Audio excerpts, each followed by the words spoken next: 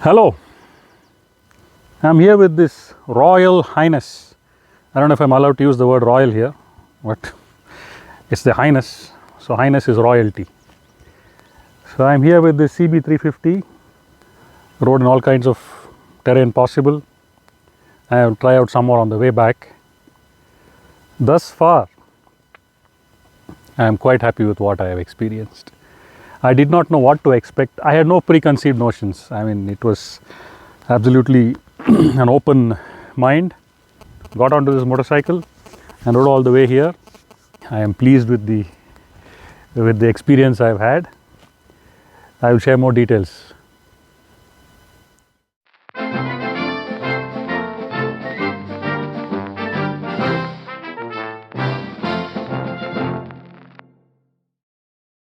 Hello, I am Bosky. This is the Art of Unwinding channel. In this channel, I share my motorcycling experiences both on and off the motorcycle that can make your motorcycling experiences better. So stay with me. Honda launched this motorcycle to get into a lucrative segment, the segment dominated by Royal Enfield. 350cc to 650cc segment, absolutely dominated by Royal Enfield. So Honda decided to take them on and done a pretty good job. The only thing with the Honda getting into that segment is the dynamics changed with the launch of the Meteor. The Meteor 350, that engine and that motorcycle has set a new benchmark for Royal Enfield. Expectations are very high. This badge, we expect a lot from this badge. We do expect a lot from Royal Enfield also. However, our expectations are a bit tempered simply because of past experience.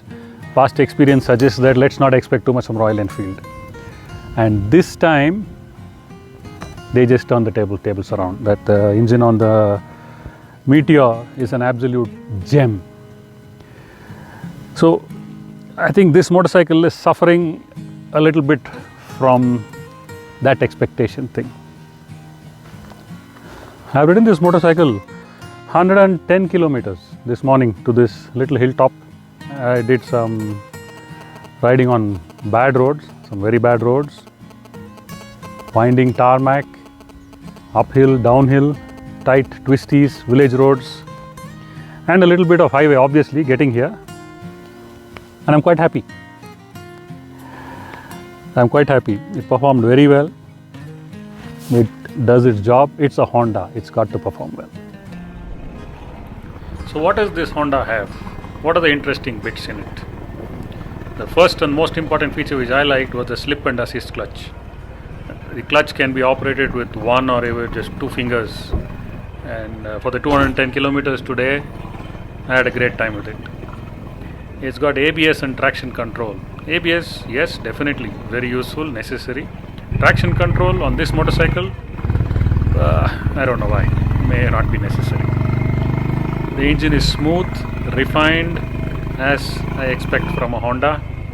The exhaust is brilliant, it sounds amazing. It's got a beautiful thump, nothing like a Royal Enfield, mind you. There's something very different and very nice about the thump. Tubeless tires, LED lighting, the switches are good. The headlight throw is pretty decent. Riding posture was a bit odd initially when I got onto the motorcycle. That's because I'm kind of used to adventure motorcycles.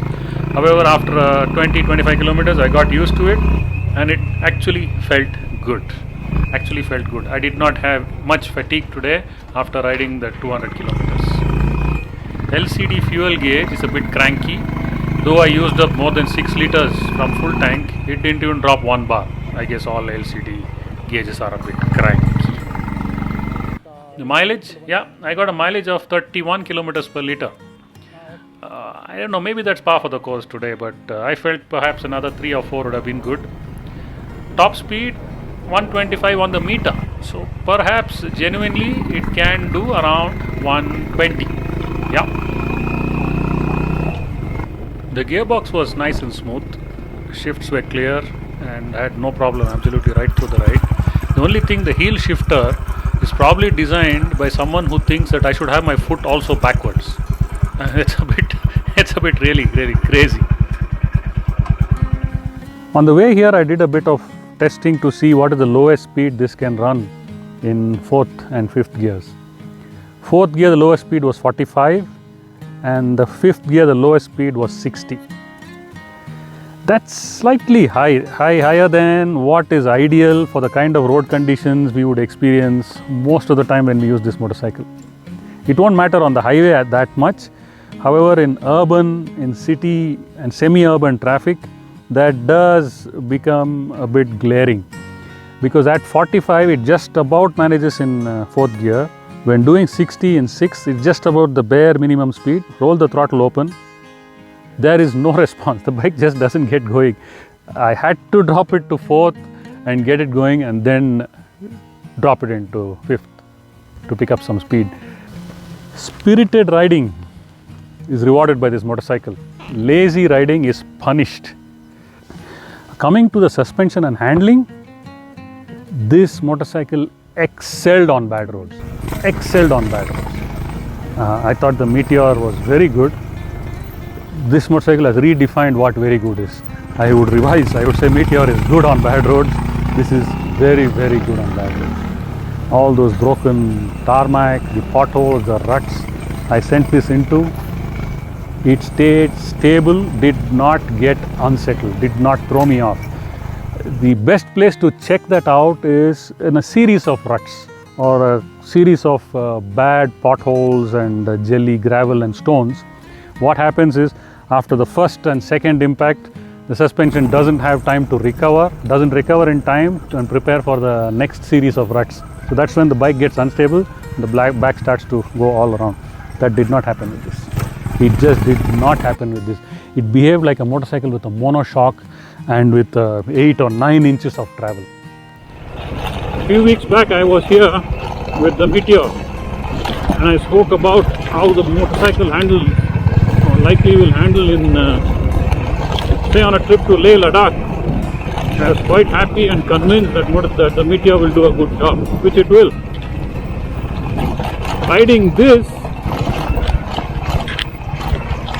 quite different. This seems more capable on such kind of terrain. However, it has to be pushed, revved. We have to be a bit aggressive with the RPM, and then it will deliver the performance and pull.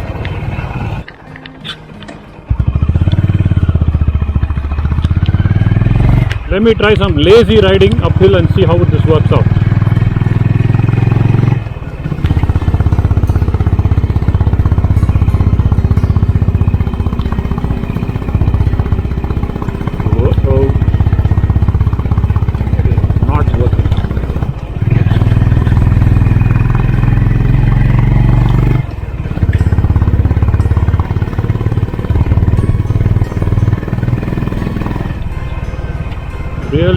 Really struggles at the low RPM.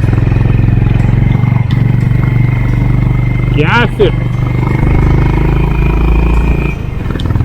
Everything changes.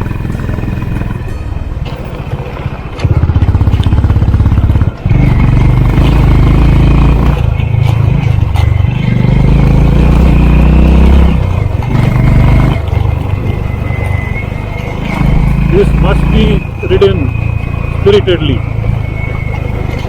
and then it displays its capability and ability in the bad terrain uphill.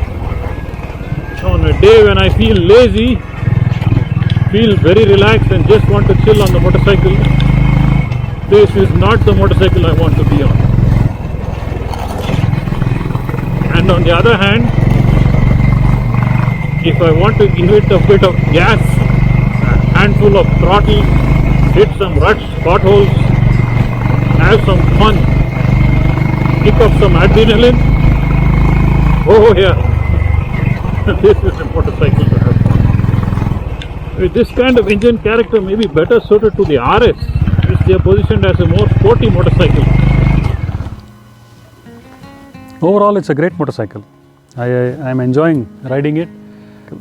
What I don't really like, I can live with it, I can get used to it. I think I'm already used to it to learn how to ride it. This is the low end performance of the engine. If that can be addressed, it will be a perfect Honda. Can't go wrong with a Honda. I would love to hear from you what you think about how this engine felt, how you felt riding that thing in city or on open roads, and how you felt the ergonomics. What did you like? What did you like? What didn't you like? Let me know. I'd love to hear from you. That's it for today. I hope you enjoyed and liked what you have seen and heard. If you did, please hit the like button and consider subscribing. Till next time, happy and safe motoring.